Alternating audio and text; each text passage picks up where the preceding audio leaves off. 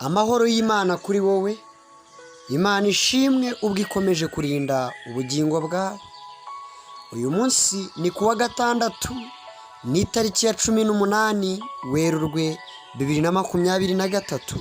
Ni umunsi wa 77 w'umwaka wa 2023.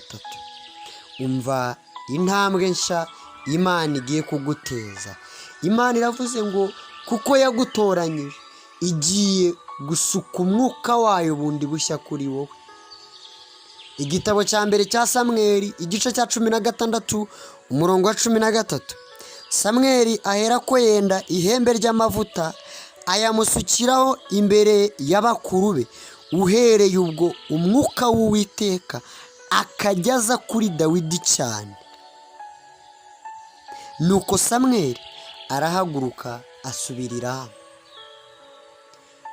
Imana niyo yagutoranyije, niyo yagushyize aho hantu, niyo yemeye ko uba mama wabo bana, niyo yemeye ko uba bosi muri ako kazi, niyo yemeye ko uba umukoreshwa, niyo yemeye ko uba umubyeyi, abo babyeyi bakakubyara, nta shyano ryaguye, niyo yemeye kuba muri ubwo buzima nubwo hari abatakwishimiye.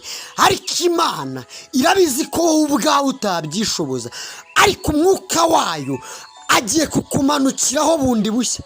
Wari utangiye gucika intege, hari impamvu Imana yagushyize muri iyo korari, yagwaye kuvuga ubutumwa aho hantu. Hari icyo yahagushyiriye, amavuta yagushyizeho, iguhaye umwuka wayo kugira ngo ukomere muri uko gusigwa, usohoze icyo Imana yakuvuzeho.